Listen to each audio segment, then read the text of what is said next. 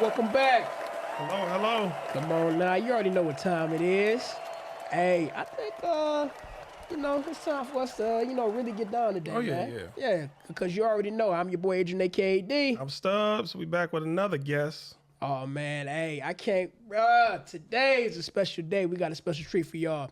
Today we got somebody, a world famous DJ Rob Marks, born in Detroit, Michigan, started his media journey as a freelance photographer, doing road photography for such famous groups such as Run DMC, and also shooting a variety of concerts in the early 2000s and the early 2015.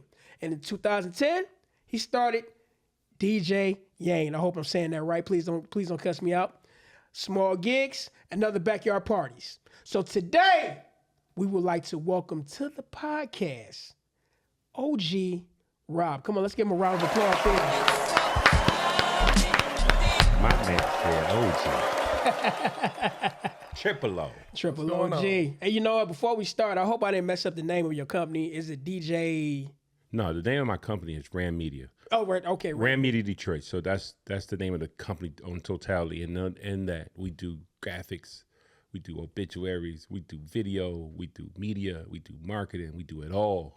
Okay. So we it's arms to this. You know what I'm saying? Right. Yeah. So I like when people mess it up because it gives me opportunity to explain. Cool. Well, I'm glad we got that out the way because I hate to not get the facts straight. Man, listen, that's why we a team. You mess it up and I pick it up. I got you. Cool. Hey, Yeah. it's gonna be an exciting interview today. You know what? I'm glad we were able to do this because we talked for a good while off air about Yes. what you're doing, how you got started. Yes. I want you to touch on how you got started in your industry. Well, I got started by accident, believe it or not. One of my friends, two of my friends were security guards, and they used to be security at all the little clubs in the city. And guess what? They ain't had no car. Guess who had a whip? Me. Mm-hmm. And I had a powder blue Mercury Lynx wagon. And so I used to stuff me and them other two big niggas in my car and take them to places like Club UBQ and to all the little bodyguard places. And the same way I would take them, I had to take them back home. Mm-hmm. So I stayed around at 2 o'clock. And just me being able to know people and meet people, that's how I ended up meeting Jerome Bettis. He wanted to one day get into UBQ to promote his party. And I said, if I let you in, would you let me shoot it? So I talked them to let him in because they didn't want to let him in. They let him in, and he let me shoot it. So me and my friend Michael Johnson, my brother, you might as well say Michael Johnson, went down there and we got down. And that went from, hey, would you sign something for me? And it got down. I got the first autograph session from Jerome. And from then it went to doing Pepper Johnson's Celebrity Game. And from that it went from Run DMC performed at the Celebrity Game. And the security friend that I'm talking about needed a photo, and I always carried a little small camera, and this is just something I advise everybody. I know that you got your phone, but a little pocket-sized camera is always good because you don't bog down your phone by trying to capture all the footage. Get you a little pocket-sized camera and keep it in your pocket or keep it in your luggage because your phone is your phone, and it's even though it captures great media, a lot of times you miss out on moments because my phone is ringing and it interrupts you. So, and I always kept the little pocket camera. And that was, phones back then was on some, you have 1 minute for this call. And it didn't have the video quality. So you had to have something extra. So, but I had a pocket sized camera and I was able to shoot pictures of him with Jay. And I had to go in the dressing room to do it. And I politicked my way in. It was cool. And from that, it spawned the relationship with me and Jay. And then from that, me and the manager, Run DMC's manager's name is Eric Blamaville. And me and Blam we still stay cool to this day. So I got to be around the Diggy situation. I got to be around in New York when Run was moving from Queens to New Jersey. I got to be around when they did the MTV thing, more, not so much more around like just Run, but around, Blam and the management team and some of the DJs, like Jay's backup DJ's name is Smith, and to be around him. And then another one of my good friends, his name is Al Madden. I went to high school with him, and him and Jay was closer than him and the security guard. And he would always say, man, they in Florida. Let's go to Florida, man. We get all access. And all access went from, what? Like, what do you mean? And just like you see the posters on y'all walls, They went from posters on my wall and some of my old, when I was younger, pictures to people at my house, and that, I know that was a surreal feeling. and really what changed it into a business is that somebody said, hey, I'll pay you for that picture you took of me and so. I said, pay? Okay. And I think I went to not Cunningham's, Rite Aid or something, and went and printed it out real quick and brought it back. And she gave me $20 for the picture. And I was shocked. And I said, dang. And from that point on, I just started doing it. And here's the question that I get a lot of times. That where'd you go to school at? And I always tell people, nowhere. Everything I do, I never learned from somebody. I never learned like what y'all doing, the podcasting situation. We do that.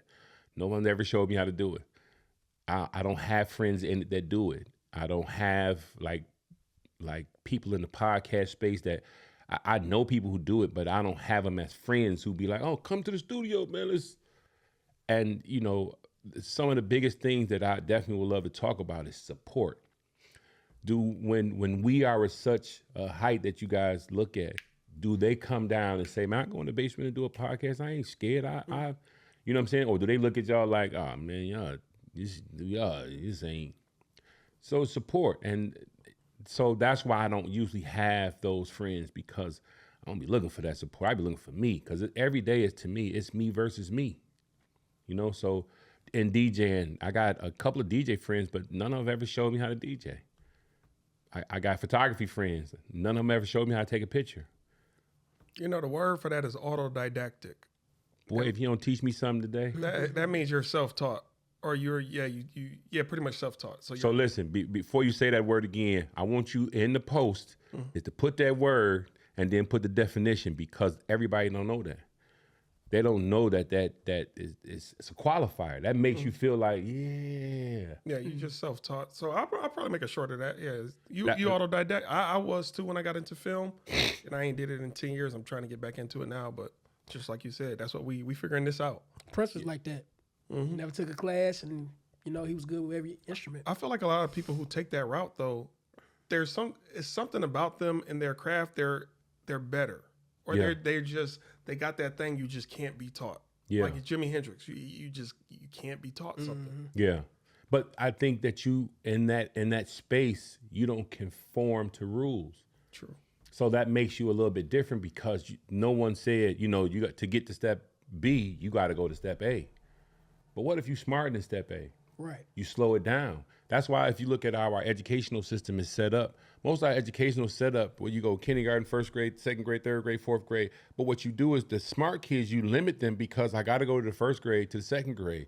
And they don't teach third grade math in the second grade. They teach second grade math. What if I'm smarter than that? And I had to slow down and be at the same speed. The self-taught thing is you're going to get it. And then here's another thing, and we talked about it. When you self-employed, you ain't got no choice but to get it. Mm-hmm. You know what I'm saying? There ain't I don't have tomorrow. I don't have a minute to figure it out. I got into the first to figure it out. You hear me? I drive a new thing out there. Listen, they'll come and pull up in my backyard so fast and whoop that mother scooter up out. So you have to say, I got something to prove. I got a family. I got something to prove every week, every day, every month to them that I got their back. Now, with that type of lifestyle, what do you do when you up? You save. Okay. That's just what I wanted to hear. Some people be up and then they want to go to the big stores and here and there. No. Well, and when you up, the one thing I don't like to do, up or down, is portray something I'm not. You understand me? I don't care nothing about no. I used to, for 30 years, I managed a Foot Locker or retail stores. Mm-hmm. And I used to think that was cool. I had this studio. I had 500 pair of shoes. Now imagine 500 sneaker boxes down here. It looked like an antique. It looked like a sneaker store. Right. And I thought that was it. Until one day somebody said, one of my real good friends said, bro, it's only rubber and leather. I said, no, them the Jordan limited editions. And I gotta have it. He said, only rubber and leather, my boy. When you put it on, bro, they're gonna get dirty and they're gonna bend up and they're gonna turn yellow. And they're gonna lose value.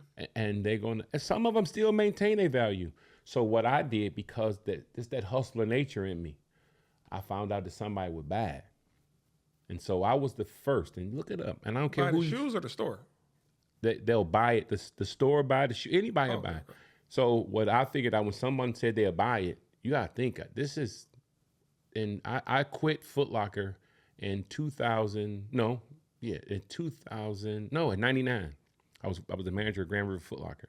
I quit in '99 and opened up the first retail resale store. It was called Detroit Authentics. Nobody in Detroit was before me. The idea was so new, people thought I was crazy because I would go around to retail stores and buy every pair of white on whites they had to bring them back to my store, because there was a time when you couldn't buy white on whites in the fall. You only could buy black. White on white high tops only came out every now and again. They had regional pairs. Like, I was the person who used to get on planes to go to the All-Star game just to go to the sneaker store to buy the sneakers and then have them sent back or bring them back to bring them in the shop so I can get them off. And where was this store at? Because you said It was on Grand River Myers. Matter of fact, the sign is still on the thing on the billboard, and we closed in 2006. But I'm talking about, just think to 2001 when we opened a sneaker resale store. When what kind of demand was on sneakers? People wanted them, but they just go to the nearest store and go buy them. But they never seen certain shoes that we would have. You know, I went to New York and got a shoe called the Brooklyn. It was a blue shoe with the Subway markings on it. And it was a Jay-Z shoe because I remember from that. Brooklyn. I remember that. And, you know, Air Force Ones was it. And so different regions had different shoes. Correct. You go to Baltimore, you can go find shoes that you couldn't find in Detroit. You can go to old sneaker stores and you could find shoes that you couldn't find nowhere. Well, I have always been a hunter. And sometimes the hunters become collectors and collectors become hoarders. And that's what happened to my journey in the long run. I had so much, it felt like hoarding. But like I told you, you know, when I found out that people would buy them, I said, okay. And what transferred me from having it all to understanding that that's not important to have it. Sometimes it's important to give it. So that's why we walked in the door and we walked in with gifts. You know what I'm saying? Because, to be able to bless y'all with something that's going to stay in your studio and go everywhere, and then you're going to say, man, he gave it to me. It's like, that's something to value, because the gifts is way better. And to bless somebody with some sneakers, I may put a little tax on it, but like they'd be like, that was from my childhood. Oh man, I always wanted them. You know what I'm saying? Like I've given away autograph. Right now, I'm about to give one of my real good clients. I got an autographed picture of Coleman A. Young. I had it custom framed. I'm gonna give it to her. Now, I don't know how much y'all know about Coleman, because Coleman died maybe 20 years ago, if not more. You know what I'm saying? But he used to give out autographed pictures to his loyal people in his, in his circle. And I got one. I got 11 by 14. And I'm going to give it to her because she's real eclectic and she really collect. You know what I'm saying? So, I just believe in turning something into nothing every single time. What was it like meeting Coleman Young?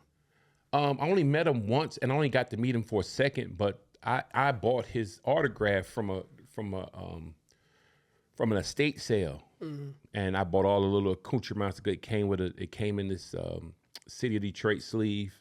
You know what I'm saying? And it was from somebody that I really believed in, and had always, she has it all, because her husband was a hierarchy person in the city at the time.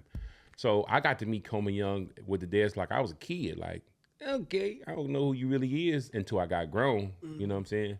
But meeting people always is great. But like a lot of times people think that the celebrities you meet are the best people you meet, and I'd be like, that's totally wrong. The best people you meet is y'all real. You know what I'm saying? There's some celebrities that's real too, though. Nah, so no. Come on, man. Hey, listen, Redman, I would like to think is real. MC Hammer, I like to think is real. yes, but you talking about maybe 2 or 3% of people who are in the celebrity culture. And the only reason I say it's not that high of a percentage is because they being bombarded all day long with gimme, gimme, gimme. Take a picture. That wears you out. You know what I'm saying? You got to think, most of them people live away from their families in regular life. They live in hope. That's the reason why I stopped touring doing tour photography and stopped trying to chase around at the freelancing. I'm here out of town, here and there, because I used to always get a check to go out of town, get out of town, and then spend because I'm trying to hunt the new sneakers. And at the time, I wanted to keep them. I didn't want to sell them. And then until I opened the store, I realized I could flip them. But I used to want to, I make $2,500 and I would go out of town and buy, you gotta remember, that was jerseys. He was making us wear jerseys, and I was going out of town and buy a Mitchell Ness jersey. It's $400. Mm-hmm. You feel me? You buy one jersey, 2 pair of shoes, and, you know, just live your regular life. You broke. And it changed me. And some of the celebrities that you see back in those 90s, you gotta think, I hung out with, and there's no Diddy, but I hung out with Puff. And not just particularly with him, but in his circle. And just, I'm talking about bottles upon bottles, and it's just there.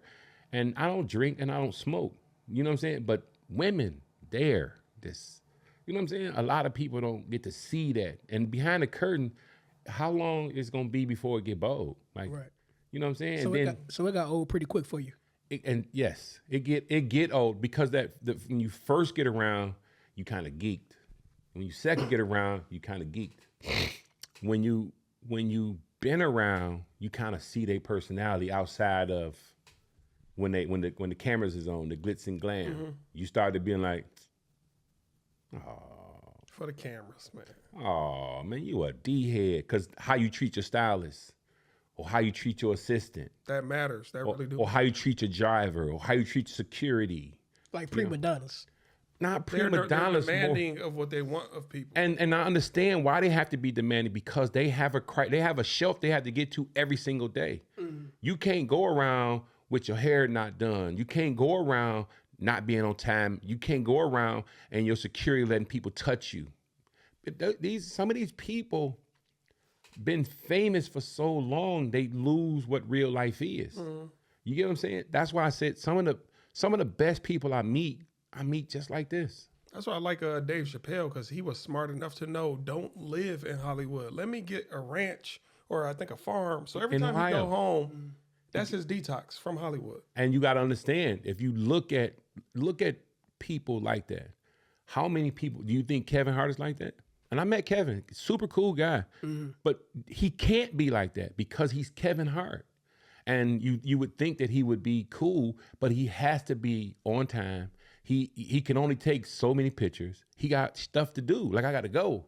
I can't stay here. He ain't taking no picture with me. So now people mad at him. Now people in his comments. He make a mistake. What they at? They in his comments. You little this and they telling his business. They taking pictures of him. He using the bathroom. They trying to get an autograph and pictures. Everybody trying to set him up because that's what we in. That's people. And then the yes men around you. We got to speak on that. The yes men, the entourage people. What do you want us to do? Yeah. That's not right. I remember Wale made a song called, the song was go like this. Do you know what fame is? If you did, you wouldn't want to be famous. But that's my point exactly. If you look at some of your best lyricists in music, and I know you guys are into the music. I really am. Look at the great lyricists. Are they ever at the top of the food chain? No. Maybe rarely they might get one song number 2, but they don't be up there like that. Even if they become the top, right? They change. What do they change to? Whatever the system tells them to change to. Right. Even when they want to do that, what they're comfortable at doing, they change. And when they don't change, what happens to them? They working at Walmart. You got to think, bro. Roscoe Dash was doing Uber a couple of years ago. Yeah, I remember that. And we laughed at him. And you laughed at him, why? Because you famous, you got a hit song. What does that mean? What does that mean? Right. So there's a level of expectation of success opposed to what failure really looks like. And they look at you being a regular Joe as failure. I remember the dude from the Huxtables, the light-skinned dude. He was working at Trader Joe's. Mm-hmm. And then, Tyler Perry, being the kind-hearted person he is, he extended a hand. But everybody ain't going to extend a hand, largely in part because some people going to remember you when you was up top. They're going to be like, oh, you was real mean when you was up top. Now that you fail, everybody... Then sometimes, and I don't want to cut you off, but sometimes people are not going to remember. Here's what you guys got to know in doing what you do.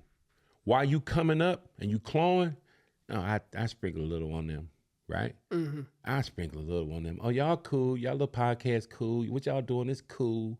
But this is what we talked about. When you start becoming successful, that's when we turn from supporters to haters. I'm not going to share your stuff because I'm doing that. Matter of fact, I'm going to take your idea. I'm going to do this just like this. Y'all ain't about to win. Man, they podcast like they took our subject. We just had him on. We just did that. And opposed to partnering with you, what they do, they work against you. And if you ever look at the people that work against you, they never look like you. You understand me? But they hate from the other side of the glass. The people that look like you, they hate in public. They hate, and I'm talking about they don't want this. And You know, it's so crazy you mentioned that. Even though we are what we are, you still get people with all the hate. Just like who y'all think y'all are, this, that, and the other, which is surreal to me because every time not every time, but a lot of times we post something and they disagree with it, all of a sudden y'all wrong, take their mics, this, that, and the other. All the insults come out of nowhere. But I guess that's part of the game. But that's not a part of the game. That's the sad part about it. That's a part of the fame. Well, the fame, yeah. I like that better. It's part of the fame of it. I did just add two quick questions. Sure. Real quick. I just want to know, did you ever get your hands on a pair of Red Octobers? No, and here's why. I never really believed in the Kanye movement and how he designed. I'm never a fan of European design shoes. I know it's weird. Break that one down. You got to hear that. I know. Because when you look at the Euro side, it's usually narrow and it's usually with straps. Or it's usually nowadays it's bulky. But how is Kanye's shoe a European design? His Red Octobers, do you see them 3 bumps in the back? You see them straps across the front? And I never really liked the materials. So you got to remember, I was born in 1968. So I'm old. Chuck's though is slim. Here's the one difference. Chuck's is popular because we couldn't get, there wasn't nothing else. We'd have other choices. Oh, it's popular by default. It's a default. As a matter of fact, if you got some Chucks, you was sweet because you really got the ones from the grocery store that was swift attached together. When your mama said step on that mat and put your feet so we can get your feet size and then get you a pair out that basket and let's go. Or you got to be lucky and you got the Tom McCann shoes, and the Tom McCann had a shoe brand called NBAs. Y'all look that up. You're going to be like this, like, oh, them some fake Chucks. Yeah. Yeah, I remember that was PF Flyers too. A PF Flyer, but you had PF Flyers, you had a little money. You got to remember, we talking about $7 in the grocery store, $6.99, which was expensive for the 70s, to some Tom McCann NBAs, which was $12, which was expensive, to some PF Flyers that was $19, which was expensive, to $25 Chucks. My mom had 3 kids. She can't spend no $75 on those gym shoes for y'all. Right. Just imagine how it is today, So you got to think today is so, and it's always the times. Because if you ever look at rich people don't wear that. Rich people they shop at Walmart. Dirty shoes, bro. Dirty shoes. They wear John Cleta sandals with their feet. I don't care. Billionaires, millionaires. They got a good car because they wanted it. That's what I want. I don't got to prove nothing to nobody because, listen, one of the guys that I first met and just in life as a celebrity that knew my name was an NFL player by the name of Benny Blaze. He played for the Lions. He was a safety. And Benny is from Miami, but I'm talking about I met him at Northland Mall. Super, super nice dude. He invited me to training camp. That's when they played at the Pontiac Silverdome. And when I got there, everybody pulling up. They had a kick returner. I forget his name. But he pulled up in a Lambo. He had just signed the contract. All the offensive linemen pulling up in big-ass monster trucks. Barry Sanders, #1 athlete. Honda Accord. Honda Accord.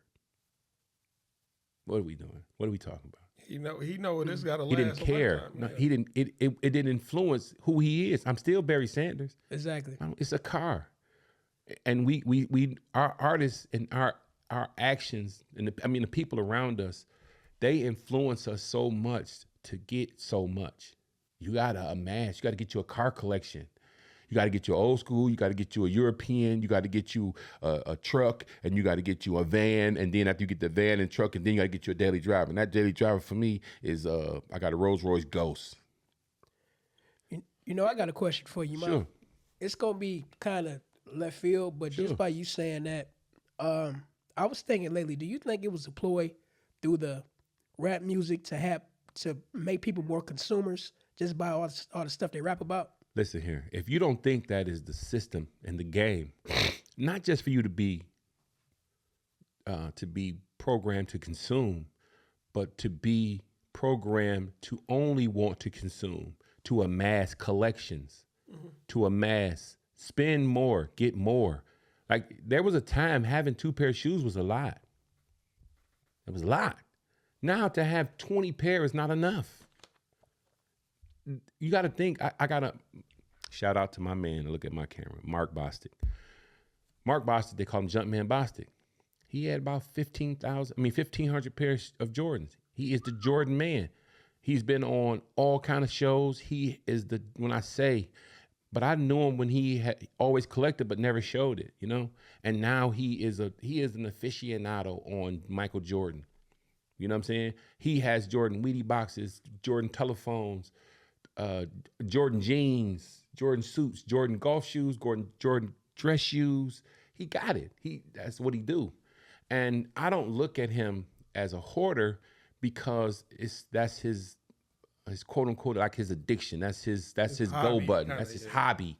You feel me? And the thing that I talk to him about, because we always talk about marketing, what I said to him is make your life choice, your lifestyle, make that your business. And then now you ain't working.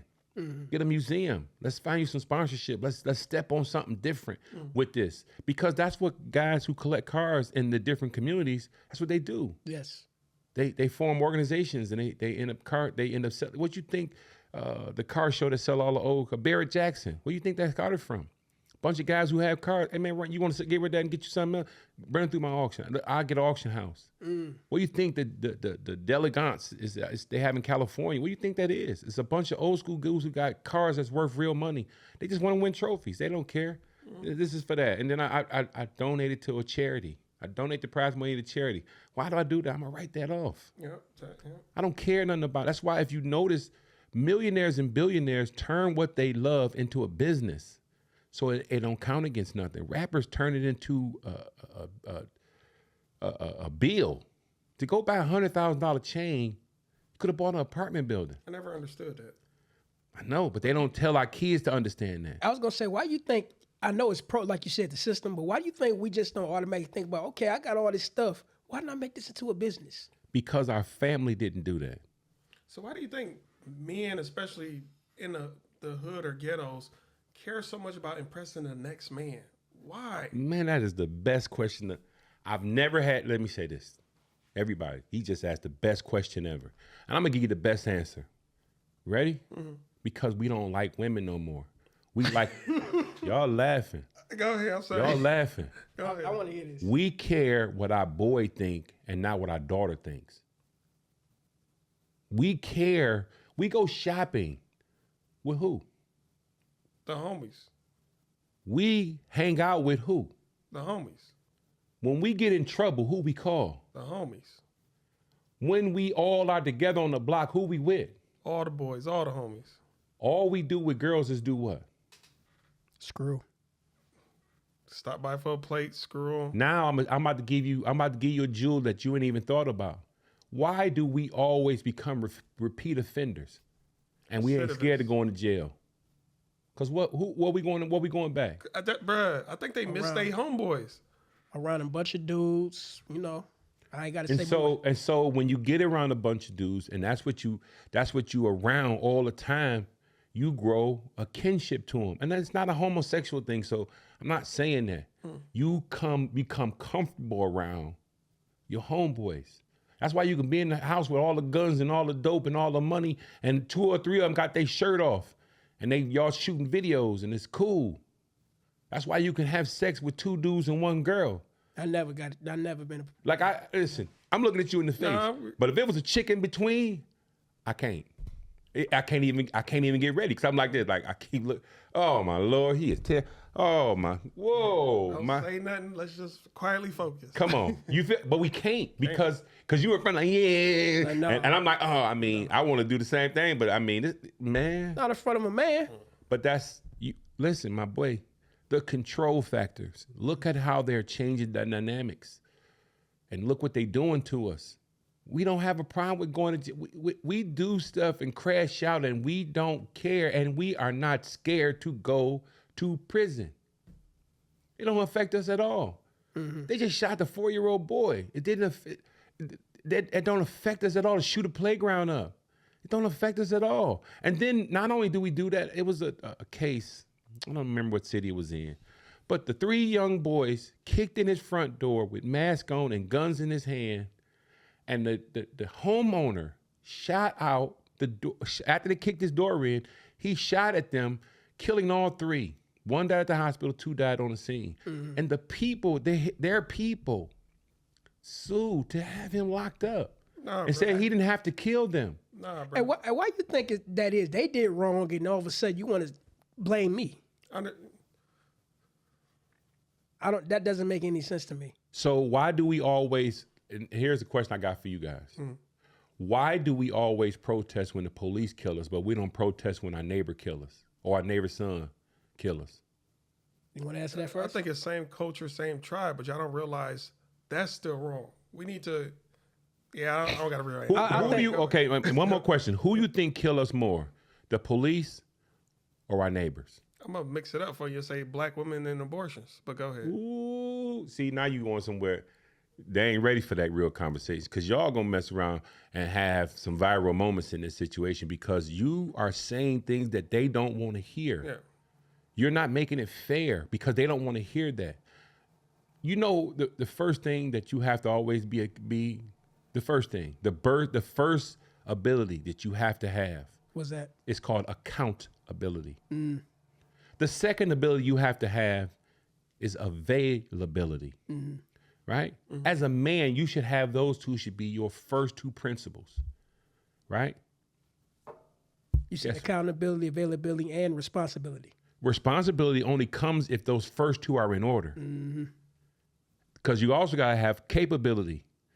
But you can't have none of those things without accountability first, accountable to your actions and to your choices and to the way you choose to do it. Because your parents can't whoop you, punish you, or change you. If you want to be influenced by the LGBTQ plus community, you're going to be. I don't care what your daddy could be a preacher. I don't care if you ain't never even touched a man. If society tell you that it's fun, you as a kid may even want to try it. Gullible. Mm-hmm. But to answer your question, it is black. We kill each other more than the cops, in my opinion. I've never looked at the stats, though. You ain't got to look at the stats. How many cops in Detroit have murdered somebody in Detroit this year? I wouldn't know that. I wouldn't know you think it's 10? Let's just hypothetically say 20. Okay, let's hypothetically. Let's go to the big number. Let's say Detroit cops, which I don't think is true. Detroit cops have killed 10 black people. Let's go higher because they may have killed them justifiably. Shootout. Let's say they killed 20. Mm-hmm. How many murders you think has been in Detroit? It was so many. A little girl just got ran over. Why are we not protesting against the people who are hurting us the most? They tell us don't snitch on the person who killed you. Matter of fact, if you snitch, if you cooperate with the police, you are cooperating. You don't cooperate with the police. They teach you payback. They teach you, listen, put your life on the line. To a degree, it's retaliation. If I do say, hey, this person just killed 3 people on the east side, I'll say what? The hood gonna come for me. Because we don't care about each other. It's several reasons, bro. Everybody got a different reason why they don't do it. Why, hey, get this guy out the city, out the hood. If we became more of a village or community, and honestly, if we didn't even call the cops, I like to think we would know how to handle people. This person acting up, the village come together, let's discipline them. That's what our neighborhood. We don't care about each other, and plus we are a victim of selective outrage too. Do you know why? Why is that? Because the Democratic Party love when you get the freedom of choice, freedom of expression, and if you ever need it, we'll give you the freedom of freedom. What that mean? Freedom of freedom. Freedom of freedom. That the court system is so backed up. I put you on bond and you just murdered 4 people, so you get to go back outside. until your murder case is being heard. So that gives you it gives you opportunity to cut your leg irons, I mean your device off and go and do what you do. And I'm not trying to say that we are bad people, because we're not. We're not. We're not even close to being bad people. 90% of us are good people. 5% of us are misunderstood. It's another 5% of all black people that do bad stuff because they continue. They have more. Listen, the bad people have more kids than us. They have more problems, more convictions than us. They have more problems than us. It's 5% of us that's doing wrong. And for the most part, those are the ones that represent us as a whole, which I don't agree with. You know why? Because you'll hear old people like myself say, man, I be standing out the way. Them kids be in front of the liquor store, I just go to another liquor store. Right. Or I go to the suburbs. Right. Now, I did want to ask you, because we mentioned it on the past podcast, in your opinion, who was the best mayor for Detroit? Best current, about to be mayor, you Best mayor for Detroit, ever since there's been mayors in Detroit. Well, Coleman is always going to be number one. And the only reason why Coleman is always going to be number one in my mind is because he changed. He is like the Magic Johnson, Larry Bird. He changed the culture, right? To me, not Changed just the culture. How? What do you mean? What was it before him? Before it was ridiculous. It was Big Four, it was knock you across the head, you black. It was whatever I want to do, and it was the city represented that. It was white ran.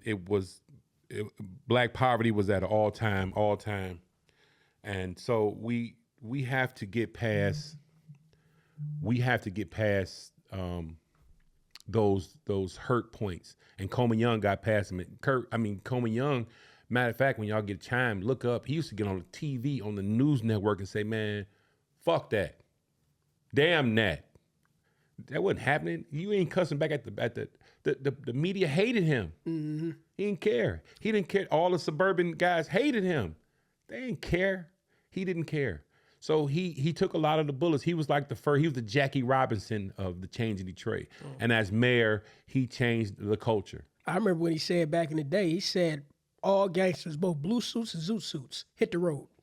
Hit the road. And he had a policy where you had to live in the city to work for the city. Yes. And they still got that policy, don't they? No, they changed it. They changed it. Archer, I think, changed it.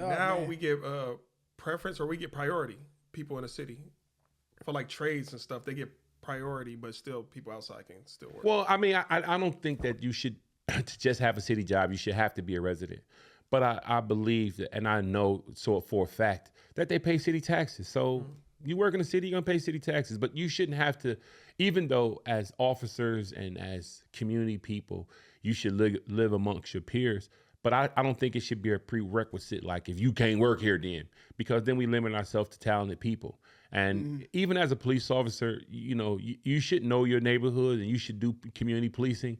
And I just think that is going to come with when you just hire the right people, when you search for the right people, quality over quantity in every situation. Now, I did want to know another question. When you said Jerome Bettis, they wouldn't let him in the club. Yep.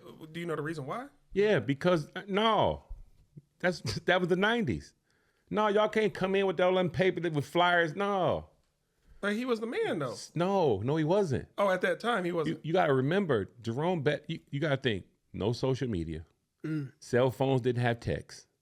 No. So they didn't know who he was, is that why? I mean, the security guards at the front door didn't know who he was because they don't care who you are.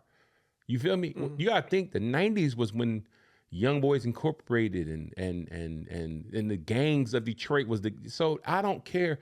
These was when bodyguards would throw you out. Like beat you up, then throw you out. You know what I'm saying? And this was that kind of time. And even though they didn't come in looking menacing, they just wouldn't, no, you can't come in with that. No. Now, I got a question for you, too. Off air, we was talking about you was at the 1999 Rockefeller tour, the backstage. I did 4 dates. I went to 4 dates. I took photos, like I officially was clicking the camera on 3 of the 4. And also, I know they made a documentary about that called Backstage. Sure. Yeah, were you there when they were doing the filming? Yeah, I got footage from Miami. When Jay-Z came through the stage in Miami, I had it in Vantex cameras. It took long landscape pictures. I got a landscape picture of him coming through the stage. I got pictures. Man, listen. That wasn't Summer Jam, was it? you No, said. No, that was that's backstage. 99. That was the Hard Knock Life tour. Okay. What was the And- most? Oh, I'm sorry. Go ahead. No, go ahead. No. What was the most interesting moment from that tour? From your perspective? For me, like I said, I only went on 4 dates. I did Grand Rapids, I think it was. Was the first date. Then we went to Cincinnati, Ohio, I think. Louisville, Kentucky, and then Miami. The Miami was it because that was the first time I was really embedded into a celebrity. I get to like, whoa, hey, whoa, hey, whoa, whoa, you know. But since that was this, Miami was amazing because they had a little music convention down there afterwards. So I got to go to the music convention, and that's where I ended up meeting Diddy at. I met Buster. The Lox was there because the Lox was on the tour, but I got to really be around them. You know what I'm saying? So it was crazy. Have you ever been in any booths or studios with artists or just? No, I hate the studio Why is that? because I used to go in the studio and be like this. Because when you're not doing nothing in the studio, like I don't understand it. Oh yeah. Oh, yeah. Yeah. Yeah. He like that. Doom. And you just sitting on the couch like, I roll with him. Because it's really just an engineer and an artist is the only ones, in my opinion. Everybody else is a roadie. Y'all just Listen, worry. and that's not even always true. When you go to the real big studios, it depends on when you go. Because if you go in that concept, it ain't nobody but the engineer who run the board and the producer. Mm-hmm. And if the engineer is usually in and out the room because this is what the producers in there. Just piecing together the beat. And he piecing together, and you like it, and if you there, you know, you want to leave out, but this is 11 o'clock at night, and you in Toronto or you wherever the studio is, and if you ever look, most studios ain't where you think they at. Oh, that's true. They're like tucked off. Yeah, They be disguises. They be dentist this office look stuff, yeah. in the back in the front. It say dentist office. You got to go in through the back and then go down the stairs, and this is and then it be a plush ass. You like, damn. Yeah, they And do you it would big. never They know. do it nice. You would never know. I've been in a few. I'm like, wow, y'all tucked this away real nice. Real nice. And then sometimes they'll be I've been to a trap house studio that made hits. And I was like, okay, is my car gonna be all right outside? Yeah. And I see you got some literature right there with you too. I do. So when it came to what I do, I was always inspired to do it because of this guy that I hold in this book of. And the name of this book is Who Shot You? And it's by this guy, Ernie Panicoli. He is the hip hop photographer of photographers. And I'm gonna pass this book over to y'all. And the reason why this book is so important to me is I used to take it on tour with me, and I got it autographed. And if you look at the first 2 autographs, I'm gonna pass it to you first. The first 2 autographs I got are some of the legends right there, and y'all can look through it while we talking. And some of those legends I got. You see Grandmaster Flash, he autographed it. And if you flip the page, I got that. He signed it to me. And that's James Brown. James Brown, yeah. Yeah, I got to meet him at the BET Awards. And then if you, like every page ain't autographed because I haven't got to run all of them, but Ernie shot all of those. So you And pretty much keep this book with you whenever you go places. Whenever I go Grandmaster places. Cash, I see him right here. Yeah, that's my guy, Grandmaster Cash. I got him. We did the Jordan release party when Mitchell and Ness released his Jordan jersey the first time, and they did it in 2006 at Las Vegas All-Star Game, and they had a party. And we was there, and Grandmaster Flash, DMC was there. He performed. Ed Lover was there. They all from Queens, so I got to hang out with them. But that All-Star weekend, that's just crazy. And then you go look it up. In our party was Pac-Man Jones. And that's the day when Pac-Man Jones left our party, he went to the strip club. And that's where he got into his trouble at the strip club. You know, I gotta ask you a question about the '80s. Sure. For those of us who were too young, wasn't around sure. there, what was the '80s like? That whole culture. Well, I graduated high school in '86, so the '80s was crazy. But you gotta think it was a lot of money in Detroit. It was a lot of drug dealing in Detroit. Concerts, and one of the concerts I went to was called Fresh Fest, and the Fresh Fest was the Run DMC This is concert. the Fat Boys? Yeah, that's fabulous. And I was so enamored with that whole concert thing, and it was the '80s was crazy, seeing young boys, 14, 15 year old boys riding around in BMWs and long body Benzes, and you know, it wasn't no old schools back then. They wouldn't try and drive 65 Chevy Cullys. No, Have you ever met Lisa Perez? no. Oh man. Now, I want to know one thing when we talk about the 80s. I know you mentioned it briefly, but Sure. but the crack epidemic and how it changed things. It changed. It changed because it turned our little boys into rich men, and it turned our mothers into crack fiends. Yeah. And when you turn, And widows. and widows and survivors, you know, because like the world had been interrupted and paused because of those the wicked ways of the 80s, man. It turned out, and you gotta remember, kids was making $1,000 a day, 13, 14 years Why their old. parents is making 50 Why a their week or parents is something. not 50 a week, why their parents is addicted. Or that, yeah. You understand me? Yeah. So now this 15-year-old kid is supporting the household while he watches mama go out there and be in the street because she got to get that fix. Or the vice versa. The kid's making the money and the mama putting them out because you ain't about to bring that into my house. So the mama got to let her son go. Then her son get murdered. You know, I think they was shooting. That's when everybody was shooting you with a Uzi. Yeah. Shooting the car up, 100 bullets in it because them Uzi bullets. You know, so many people just died and just because it was all about money. And our life is based on that. It's never been about our life, not probably since the 50s or the 40s or, you know, long time, has ever been about family. Like we don't do family cookouts. We do backyard parties. I've been to some family cookouts with some of my friends, and they be charging people for plates. I'm like, it's not supposed to be like that. Not just charging you for plates. You gotta hope that the uncle don't come in and show out, or the cousin don't got beef in the hood. Yeah, that's true. you You ain't got gotta be nervous. Family don't get along with family like that. Somebody at a family event not that long ago told me it was two cousins at a funeral. I'll just be honest. He was like, "You see him over there?" I was like, "Yeah." Mind you, these dudes rode together. He was like, "He just tried to shoot at me last year. He shot at me and my homeboys and hit one in the shoulder." And I'm like, "Y'all rode together. What the?" And I was like, "Yo, no disrespect. I don't really like to know family drama. That's between y'all."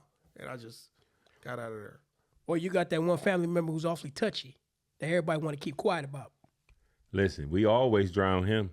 So it's this rapper girl. I think she from Georgia somewhere. She B for Better is the name. Man, if you listen to her freestyle, woo, I ain't gonna. You gotta look it up, Chad. Y'all gotta look it up. For better. B for Better. That her man. When I tell you, it's crazy. Okay. But it just talks about how we hide our problems.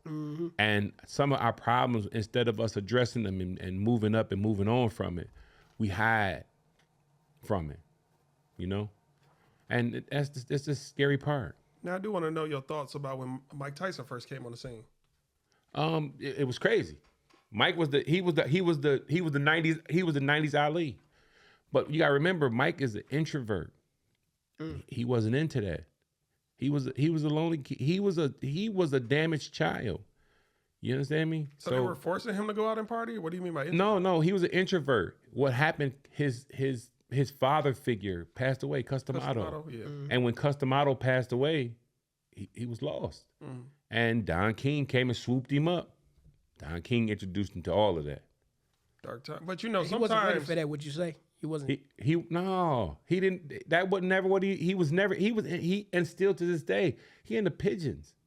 He into simple ways. he be buying $1 million pigeons. I'm like, a bird? In my head, because I don't understand that world. For my world, it's like somebody probably grabbed a bird off a tree and sold it to you. Nah, son, it's almost like what people do with koi fish. Look up that. Like Yeah. if you look into it, Or it's dog breeding. Some dog breeders. But you got to think some people's addiction. My sister, I love her to death, Linnell, miss you. One day she was high, and I said to her, like, why don't you just stop? Like, what it got you? Like, and she said, everybody got addictions. Mine was just drugs. And your addiction can be shopping, sex, gambling, drugs. Photography. It could be it could be whatever. You know what I'm saying? And you can have bad decisions happen because you choose to do or live through your addiction. So the one word that I would say to anybody should be discernment. And that means I can turn this faucet off. Yeah. You understand me? I can walk away. I can walk into a shoe store and not buy a pair of shoes. There was a time it wouldn't be. Well, just give me them. And a millionaire said this, and he said, a lot of us go broke because you say stuff like, it was only $5. That's me. It was, man, that ain't number $20. Mama gonna get that. It ain't number 20. So why do we shop on Temu and all these spots like that? Why do we shop? Because why? What we say to ourselves? Yeah, it's free shipping. It's only $20. It's these new mics that they done showed me 70 times. I didn't buy it the first time, but the 70th time, I was thinking about getting some new lavalier mics and go and get it because Don't even need it. it ain't number $20. And it might even work. But what happens to your bag if you just keep on buying only $20 stuff? Mm-hmm. Start piling up, right? Mm-hmm. If you go into a high quality studio, right? How many low quality products they got in a high quality studio? I don't think any. None. So why would you clutter your house or clutter your life with low quality products? You know what? I know somebody like that. I told them, I'm like, because this person I know, they're the type of person, they driving up the street. Sure. They see a chair in front of somebody's house. Sure. Throw it in the back of their truck. Oh, I'm gonna fix it up. You don't ever fix it up. You just got stuff full of junk. Yes, but there's also a guy that'll fix it up and understand the value in it. That's true. So here is a summation of why I'm here, because I see the value in y'all. Mm-hmm. You understand me? Appreciate it. I don't care what it looked like today. I see the value. Our conversation made me say, I'm definitely coming and give it all, right? Because the value, it ain't monetarily. It ain't physical. The value is right here. Yes. Your integrity level, your intelligence, it has to overshine. And then you also have to remember, you got an ability. That's the most valuable thing, and that's accountability. Yes. Listen, I looked at all your podcasts. I looked at all of them. You feel me? Your ability to do it, even if you don't think that's the best show you did. Even if you say to yourself, and I know y'all do, I should have asked that. Dang. Man, that happened all the time. Dang, I should have asked. You have no idea how I often do that have an happens. idea. Listen here. I've been around so many people. I sat in the trailer with the guys from Aerosmith, right? And we sitting there, and I just like, man, I should have asked him a question. I should have asked him to give me an autograph. I should have asked for a picture. Right, yeah. I should have. I didn't. Dang. But you got to understand, those missed moments, they not missed. You experienced them. This is what I hate nowadays. If you go to a concert and you watch a concert like this, you're not watching every concert. You're not watching the concert. You can do this on you. You can watch this on YouTube. What are we doing? You're not enjoying it. We don't experience it. So in other words, if you found the girl of your dreams, she said, you can get it tonight. Cool. You ain't experiencing it. Well, you don't agree. What are you in doing? both scenarios, you don't agree with a little, let me make a 30-second video now, put the phone up and enjoy it. That's what I do. Because even at concerts, a minute after that, okay, put phone in the pocket, let me now I'm here. But let me ask you this. This is what controls you. This got you. Because you know what you can't do? I don't need that to remember how good this shit was. What's the best meal you ever had? What restaurant was the best meal you ever had? I can't think right now. Lately, it's been, what is it, Annie Mae's in Southfield? Okay, what Lily you get? Mae's, Lily Mae's. What you get? Catfish. Catfish. And what else? Dressing with mashed potatoes. Dressing with mashed potatoes. Like you cooking. I'm about to kill you right now. You ready? Watch how I kill it. I swear to God, I love you, but you got to get this one. Go for it. What happened to that meal after you enjoyed it? It made its way to my mind. I'm going to remember that taste. Absolutely. You can remember that taste, but what happened to the meal? Oh, it's gone. It's gone. Where'd it go? Can I ask Travel through my body. Can I ask And that? then what did it turn to? It turned into some brownness. Okay. Yeah, if we go in there. So it always go in amazing, right? But it always come out as shit, right? The concert, it always goes in amazing, and you recording on your phone does not change the amazement. You always recant the moment right there. But come on, man. You're a photographer, though. No, You're listen. A photographer. Listen, I'm telling you, I'm trying to uncloud your life, right? When you got to watch it and record it to remember it, you ain't enjoying it. That's what I'm saying. Because I'm sure just trying to defend the people with their phones up. I don't record a whole show. I record 1-2 minutes, if that, in the rest of just for memory, so I can catalog. I'm gonna tell you this, and trust me when I say this. Put the phone down and you'll be able to beat that shit up. You'll be able to recite the lines. You will know the nuances. You remember what shoes he had on. You will remember what the song was before the song that you liked. You would be able to be nuanced to it. I'm a photographer, so I'm looking at every situation and what's different about this scene. How was taking a picture any different from a video? Video is comprised of 30 frames per second. A frame is one picture. But here's the one difference. I do photography because I'm paid to do it, right? If I pay to go to a concert, I get what you're saying. You catch what I'm saying? I'm going for that experience. You feel me? Now, there's a moment you may capture. I get to meet the artist. Okay, I want to capture this moment. Take a picture of us. Maybe even do a video. Hey, man, I got shout-out videos from a lot of people. You know, they give me drops. I rock with DJ Big Rob. DJ Big Rob. Yeah, all of that. Here's the one thing I don't do, is I don't bombard their life with my phone in their face. I get you. Right? Only reason why I don't is because I want to capture the moment. DJ Jazzy Jeff, he my DJ hero. He said, there's certain things that you got to understand in life. You have to sell some of it. You have to give some of it away. You just can't die with it. Yeah, he said die empty. I know what you're talking about. Die empty. Yeah. You understand me? What is we wait? What is this gonna do to be able to see it again? How many times can you see it again before you don't need it no more? I'm sure. I can see it one time and I don't need it no more. Facts. Now I got moments, and the reason why I captured moments is because I captured moments that were so long ago. Like I don't have no captured moments of recent stuff that I do because I don't have my phone out recording. And if I do, it's because this is a brand new moment for me. You kidding me? I just DJ, I just DJ for Dougie Fresh at our event, right? So as a DJ, I like DJing for regular events. I don't like doing clubs. I'm not staying there at 2 o'clock in the morning to DJ for drunk people who, I don't want that. Never wanted that. I don't like it. I like DJing for old people or old school people or hip hop people or house people that's into the music, not into the atmosphere. They really drinking and smoking and trying to figure some stuff out. You go to house events, these people in there for the music. Well, let me kind of ask you another question. Sure. So say if somebody transition, you know how the family go around searching for pictures. Yeah. What if somebody have a funeral with no pictures because they never took pictures? I do obituaries for a living, but that's not what I'm never telling you don't capture a moment.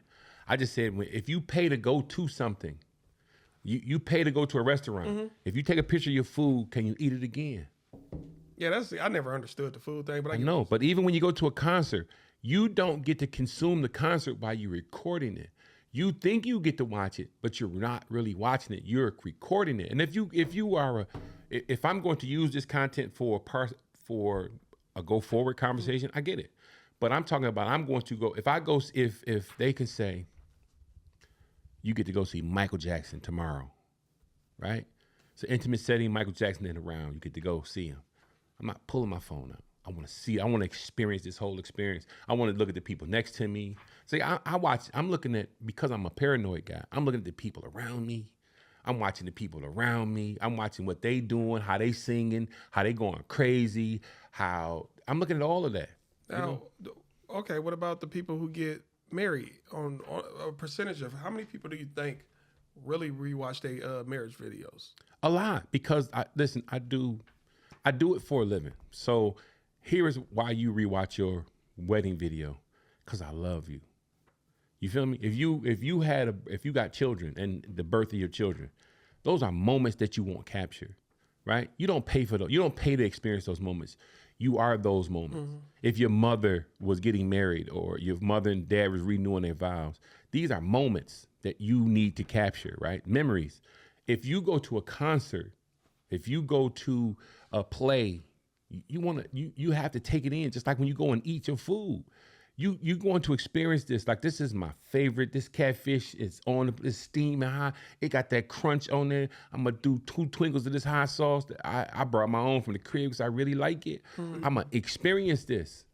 But what happens is we so social nowadays. Everything got to be told. Yeah. Y'all chat. I'm in the chat, and right here I'm with the chat. See, even comment, like, and subscribe on my chat, because look, I'm eating a pen right now. And that's why I kind of on another note, if we're gonna kind of take this somewhere else, I never understood people who go live who have real ops out here in the streets. That don't make no sense. You know why, right? Why? What? Because we need the clout, the fame. I need you to hit the like button. I die over the like button. I die over the follows, the subscribers. We live our life too much through that. But it's been people who way too much to that. who've died on live. And they were happily unalive. Man, happy. Do you think that they go, I'm right here on O Block right here, and I don't care. They ain't gonna do nothing to me. I'm on O Block. Look what happened to that Twitch streamer. My man pulled up on him and shot him right then and there while he was going live. Go ahead. No, just think about it. I'm putting myself in harm's way for what? To show the chat I ain't scared. I mean, I'm out here. I'm chat. Listen, they ain't gonna do nothing to me. And when something happened to them, they like, oh, they doing something to me. You gotta remember, some people don't know no better. Some people won't ever do no better. I do want to know, are there any gangs that Detroit forgot about? No. Because I know we had YBI, but it was other little. It's always, we had listen, and but you got to remember, Detroit really wasn't a gang.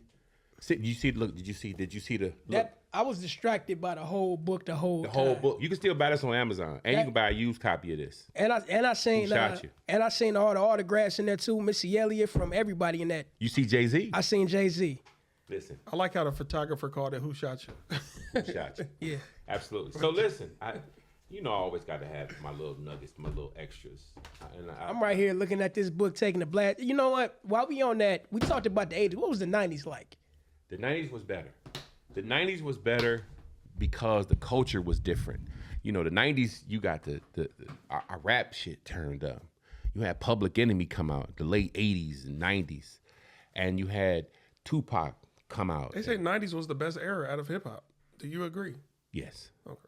And there would have been a long time I would disagree because I'm a super Run DMC fan. Mm-hmm. Super Run But they DMC were still having their little run in the 90s too. Nah. Not like the 80s though. Yeah. Not like the 80s. Nah. And I got all their stuff. I got it all. And there was a time I had it all, albums and CDs and all of that. But nah. Because you gotta think that Run DMC came out in the era of bragging and boasting. 2 years ago, a friend of Man. mine. Rap some MC Listen, some of my favorite Run DMC songs were never issued as a single, and that was like songs like "Raising Hell," "Kings from Queens Come Kings, We Raising Hell," like the class when the lunch bell rings. Oof. To me, that was just bars. But if you talk to some young kids, they call them ABC raps. But I mean, it started it all.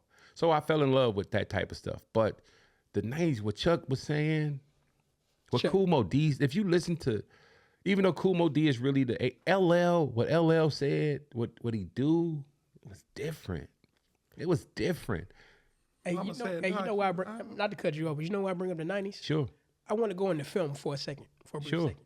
My favorite film, if anybody knows me, of all time, is Friday #1, 1995. Okay. Do you remember when that film came out and what a phenomenon it had when it did? Yes. So and let me give you this quick one. Here's why I believe into what I did for the film that we were in. I was in the Return of the Mac. I DJ'd the Players Ball scene. So I got 15 seconds of show in the movie. And the one thing that I asked to one of the stars in the movie is AKA Pinky, AKA what's his real name? I'm drawing a blank. Clifton Powell. Clifton Powell. Uncle Clifton was in there, right? And so I asked him, I said, man, this is one of I treat this as the NBA because I think everything as a marketing piece, right? And as a marketing piece, how can you live outside of just your movie, your film, right? And just like you see on your wall right here, y'all got it living outside of the entity that it was. Mm-hmm. You know what I'm saying? I love Rick and Morty's. It was right there. I love this. It's right. Marv 1. I don't even understand why y'all didn't get Marv to sign that. You know what? I say it that every time I see him, I buy his merch, and I don't never have a marker. Yeah, but that should be a conscious effort to make sure you get that signed. Yeah. The reason why is because I learned something in 1960-something from Carol Burnett. Every time she had a guest on the show, she had an autograph book. She said, sign this. every time. So that's what made me get Who Shot You autographed and signed. So this book came out maybe about 2 years ago. Can y'all see that in the That's like Five West Nine. 5'9", yeah. This is the photography book. I forget that lady's name. Jenny Reiser, right? She shot this. This is all Detroit's local hip hop and local music scene. From DJs to producers to record store owners to rap artists, you got to hurry up and go buy this. Because we don't ever celebrate our legacy like we should. Like, she took amazing pictures. You got Rock, from Rock Bottom to Street Lords. Jay Dilla up there. Jay Dilla. Jay Dilla's mom is in here. And that's what I like. They got the house shots where it started, that stuff. All of that. But this is Detroit. And I'm talking about Trick, Ice Wear Vezo, yep. Skilla, just you name it, they in here. Tone, Mike, Tone, in there. Come on, listen, Mike. Right outside of Hitsville. Look at that. Come on. But this is Detroit. So this is the next book that I want to get signed by everybody in it. Now, where would one find that book? This is on Amazon. It's on Amazon. It's called, you see. Okay, I see it. And I just say, if we, just imagine if you could follow Detroit hip hop and you said, I don't just got the albums. I got the album autographed. I got the moment captured where when I go to a man cave situation, I can post it. I can hang up in my man cave. So I asked Clifton Powell, I said, imagine if you'd have had the original cast. Man, I don't know why I thought that was Papa Drama. Man, you out for For a that. hot second. I see why Yeah, I you see. No, it's a guy we know. It's Yeah, an yeah, yeah. artist But we know. imagine if you had the original cast of Friday autograph, Yes. the movie poster. Yes. So when I said that to Clifton, Clifton said, "I want the picture. Give me this." And in the video that I have, we just got from him he just got of the clip that we took. That's him. He got the poster in his hand. He like, "I want this." I said, "But I'll frame it for you." He said, "Nope, I want this just like this. Give it here." As a side note, I do got the 95 poster hanging up on my wall for Friday. But imagine if you had it signed by Ice Cube and Chris Tucker and you gotta remember those people at that time, they were regular. Yeah. Yeah. And they made a global phenomenon in my mind. Come on, not in your mind, in everybody's mind. That's why it came 2 and 3. Yes. And they trying to do 4. I see you got Trick to sign it. I got Trick. That's Thriller signed it. Trick ain't signed it yet. Oh, okay. That's all. And that Trick is he a part of the family, so I get him. It's just at the show when I had him, I was doing too much. I was DJing and he was leaving the stage and he left the whole venue. But we'll get him to sign it. You got Kid Vicious on. You know, I got a question for you. Sure. Throughout your career, you've been a photographer, you've been a DJ, you made movies. What is something that you want to do next in your career that you haven't done already? Nothing. Nothing. I'm doing everything I want to do. And I'm doing it the way I want to do it. The only thing I want to do probably that I haven't done is partner with more people. You know what I'm saying? Like to get out and be a part of the world. You know, because I've been doing it in my own bubble for a long time. And I don't think I lend total success just doing it myself. Right. You know what I'm saying? So that's why I'm getting out more and partnering, doing these podcasts and doing conversations. And right now, me and Dewan Ford, the actor in the movie, the one that's in the middle, we're doing a podcast together with a couple other guys. And you know what I'm saying? I'm thinking it's gonna be kind of big. What's the name of the podcast? Shout it out. Well, I don't want to share. Okay. No. It's not that I think I'm gonna change the structure of the podcast and how we're gonna do it. So, I just shot a commercial with him yesterday. So we shot a commercial for he's raffling off a car, a 2025 Trexus, Chevy Trax. I think that's what it's called, Trax. He's raffling that off, and so we shot the commercial. But we also sat and had some conversation about this, the vlog world and the media, the continued media world that we live in now, because he shoot movies, but he doesn't shoot commercials. Wait, George Clinton is from Detroit? Yeah. I didn't know that. He wasn't born in Detroit, but he lived in Detroit a long time. That's what I always tell people, because I've spent more than 10 years, I think 15 years in Detroit, so I feel like I got a right to claim it. But if a native ever say, no, you don't, okay, then I No, I you feel- absolutely. You put these years on the block, yeah. And I paid some Detroit taxes, so come on, y'all. Even if you didn't, because most Detroiters don't pay Detroit taxes. That's the issue. You got to really I talk. don't got no shoes on. I know Nat. I heard the name Nat Morris before. Never met the The man. but I scene, hear- sugar, sugar, salt is salt. What are you Yeah. talking about? Yeah, Nat Morris. And you got to think Nat Morris is on the same type of time that Don Cornelius was on. Don Cornelius was Chicago and he was Detroit. The reason why he didn't take off like Don is because Don was the chosen one. Then Don moved his old operation to L.A. Oh, so that's how that and happened. he got into the machine. Got you. Yeah, I know it. Yeah, Nat Morris. Yeah. Now, what about Can I get like a top 5 list from you of Detroit rappers? If you want to, I know it's gonna be difficult because you got more eras to go through if you want, but or you could just do current. I'm a rock bottom dude. Yes. Rock is my guy. Like I call Rock and I said, listen here, my guy. I am a Rock Bottom member, even though I ain't never been in Rock Bottom. My cousin is a Rock Bottom member. And I listen. Bathgate is my cousin. But I've been rocking with them since day one. So Rock Bottom is the set. But I also, if I had to say the young boys, I would say I like Doughboy Cash Out because they grew up with my kids. So they from my kids' era. So I can relate to what they talk about. I like Vezzo. I like Peasy.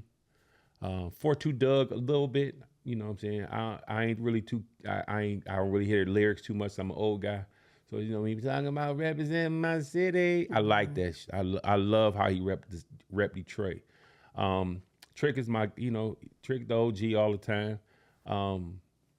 But if I had to narrow it down to a top 5, the whole Rock Bottom set is number 1. Number 2 would probably be Royce. Okay. Right there, the number 2 spot. I like this list so far. The number 3 spot would probably be for me. Ooh. I love the Street Lords movement too. I'm not gonna say Blade. I'm gonna say the whole Street Lord. The same way I say Rock Bottom. You could do the camp. I'm gonna do the whole Street Lords. I'm not the dude, the East Side, West Side, day camp. That you got only got like one. Right. Would be 3. I'm a Doughboy Cash Out guy because, like I said, they from my kids' way. But I'm also, and this is gonna be sounding weird, the Band Gang. I like Lonnie. Yeah. I like Lonnie Band. Okay. And some of that is because I met him and hung out with him and in their beginning when they was but I like Marv too. You know what I'm saying? Like there's because I'm a DJ, I love playing Detroit music. You know what I'm saying? And I like playing Detroit music that means something. Like Mac Nichols, the Lodge Boys, when they was, coming through. I like, man, and Mac is cold to me. I'm glad you put Rock Bottom as number 1 because I'm a big Herc fan. I still bump Big Herc to this day. Yeah. I talked to Herc. I wanted Herc to do this project with us when we was downtown, but he was double booked already. Mm-hmm. But yeah, Herc, Rock the Bottom is just it. Rock Bottom is the name of the clique. Hey, boy. But you already know. But also too, let me ask you this: when it comes to DJing, I know what we like to do. We like to do the hustles on the floor. Yeah. What's your favorite track to play when you're trying to get the people to hustle? I mean, there's your tracks you gotta play, but the track I hate to play. What's that? If I play Boots on the Ground one more time, jump off a fucking building. Saying that. But you gotta play it because you gotta make them do that 2-step. But they request it. But Boots on the Ground is almost like the wobble. Hey, they overplayed the wobble. I love the wobble. Man, I know you love the wobble because you're not a DJ. Because when you hear, okay, it's like an old school person playing it. You hear that Stevie Wonder, you're like, oh man. The wobble is cool, but it's overplayed. It's overplayed. I like playing the flex. I mean, you're a DJ. I'm gonna play what make the dance floor do what they do. But I'm the type of dude I like to play for the crowds that I'm the underserved guy. So tomorrow, I got to DJ a lady's 75th birthday party. Okay. And 75, I'm going to tear her out the frame because I know everything she want to hear. Right. And everything she want to hear, I want to hear. So I get a Motown set in. I'll get some old 80s R&B in, and you can't beat that 80s R&B. That 80s R&B. Now, this is my final question to you before we move on to the question. Since you already gave your top 5 artists, Sure. what's your top 5 DJs? Number 1 is DJ Jazzy Jeff. Okay. Number Second 2, person done said that, just so you know. yeah. Number 2, Fast and the Furious is Jam Master Jay. Number 3 is Light Skin Dave. Light Skin Dave is a dude who inspired me to get to the DJ. He was one of my high school heroes. He used to DJ all our parties in high school, and his name is John Spears, but his DJ name is Light Skin Dave, and he not light skinned. But my DJ hero, he was on the pod, he was on the live for a minute, but John Spears, oh man, I'm talking about my guy. Another one of my guys that I think really got a lot of talent is this guy by the name of DJ Blends. And Blends is just such a good guy, cool, from Detroit, just super cool. I like him and what he can do. And probably number 5 is one of the other guys that I know. And these guys are not all super famous, and that's why I like them, because, you know, I don't need nobody to be super famous. It's DJ Right Now. He's another house DJ. And him and listen, he a Detroit guy, and is about to get married to a lady from London, the UK. I'm like, how'd that happen? Cheerio. But he's the kind of guy that get on a plane and DJ, and he'll DJ on Grand River at a little small smoke bar or small drink bar. And then next thing you know, he had a big festival in Portugal. I'm like, how you get to Portugal? That's what he do. And I'm talking about they make real money, but music is where it all based at for him type of, you know what I'm saying? And I missed a lot of DJs along the way, like Hen House, DJ Bass, all those guys, they my heroes. DJ Coco, like I'm talking about, I could just sit there and watch him or hours, just listen. And then I be trying to learn from them, but they be moving too fast. So I get in my lane and I do what I do. Now I do want to say that book you say you know the author, or I'm sorry, the photographer who did that book? This one right here? Yes. No, I never met her. I seen it from watching the YouTube channel, and it's a documentary on them making this book. Oh, okay. And I went and bought it. Like, oh, I need that immediately. And when I decided to get it, you know, I made the mission for me to get it signed. I got to buy another one because I want a clean book to have, and I want one to just have autographed. Okay. And because I believe, if you ever look at how life is marketed to you, look at how the NFL, and the NBA market their product. It's All-Star Weekend for basketball. They make all the players walk into a room and autograph basketballs, autograph jerseys, autograph memorabilia, because they're going to give it to their qualified sponsors. Mm-hmm. They always, All-Star, NFL, NBA, Super Bowl, they have to go and spend some time to autograph merch, autograph materials. And it may be for Fanatics U or for this or for the team or for the NFL, but they're going to use these products to make sure they get out for retail, for what. But we don't do that for our heroes. We'll watch them, dang, I was just with him, man.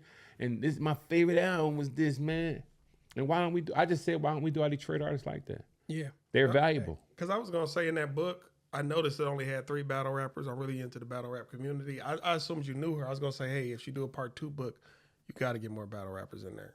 Well, you got to think like this.